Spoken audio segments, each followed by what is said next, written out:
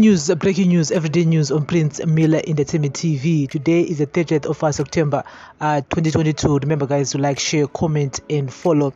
And so guys, legislators in the National Assembly have demanded that Home Affairs Minister Kazembe must issue a ministerial statement explaining how his ministry will curb growing political violence in the country ahead of the 2023 polls.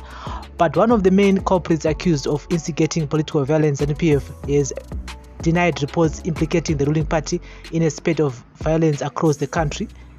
The party claims that there have been no cases of political violence since 2017. The issue was raised as a matter of national interest by opposition Bodilo MP Costa Muchangauta, who demanded that the statement must outline police preparedness to curb electoral violence. We need to ensure free and fair polls, and Kazembe must explain plans for the police to curb violence so that Zimbabwe has faith in the police, he said. Deputy Speaker of the National Assembly, Tsitsi Ngezi, asked the Zanu PF Chief Whip, Popuraito Garaipi, to convey the message to Kazembe. Polls in Zimbabwe have been characterized by brutal killings and violence since 2000.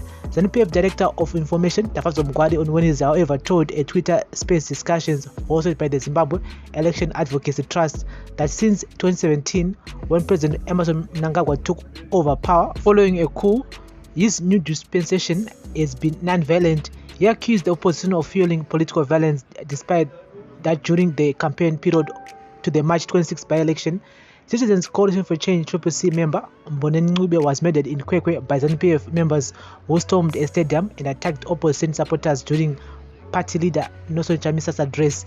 Chamisa's envoy was also attacked in December 2021 by alleged Zanu PF supporters during the CCC leaders Meet the People rallies. We have been able to deal with violence since 2017.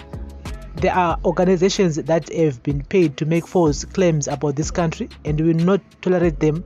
We have a group of people in the opposition and civil society organization who are inciting violence.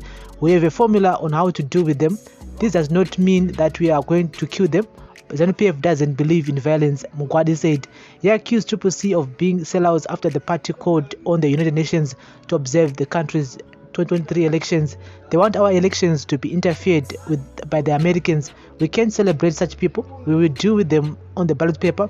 We will speed up our laws that are against supporting the whites, Mugwadi said. He then attacked the Nyatsime 14 and legislators Job Sikala, Zengeza West and Konfisitole Chitunguza North, describing them as violent criminals. Sikala was arrested as a criminal, not as a political party person. Singali Nyatsime was arrested for his deeds. Pierce is a violent criminal, but in Sikala's case, you think it's political. These are all criminals. But columnist Tendai Mbofana, who was part of the discussion, said political leaders sow seeds of violence. Youths are being used to incite violence. They are paid petty money to go and destroy somebody's house, and it's really said these people must be given jobs. We cannot compare previous violence before 2017 and the current violence, saying the previous violence was better. Violence remains violence and needs to be addressed. Another communist, Itai Zumunya, said this selective use of violence becomes problematic. The reason why we are having voter apathy in Zimbabwe is because of violence which is happening in the country. This violence started during the Rhodesian era, and the government inherited that bad behavior and is using the same tools to attack citizens, as Munya said.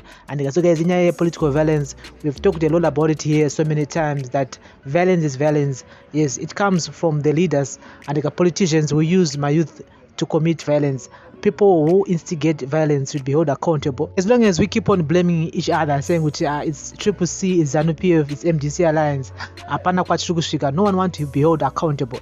That's the problem that we have in Zimbabwe when it comes to our politicians. So we are not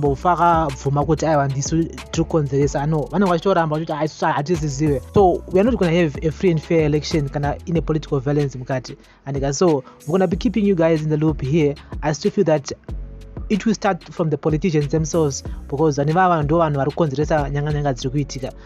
my youth I know peace at Zimbabwe, it's because of my politicians. Yes, my politicians do political violence. And so this is a daily news, breaking news, everyday news on Prince Miller Entertainment TV. Remember to like, share, comment and follow. Bless up.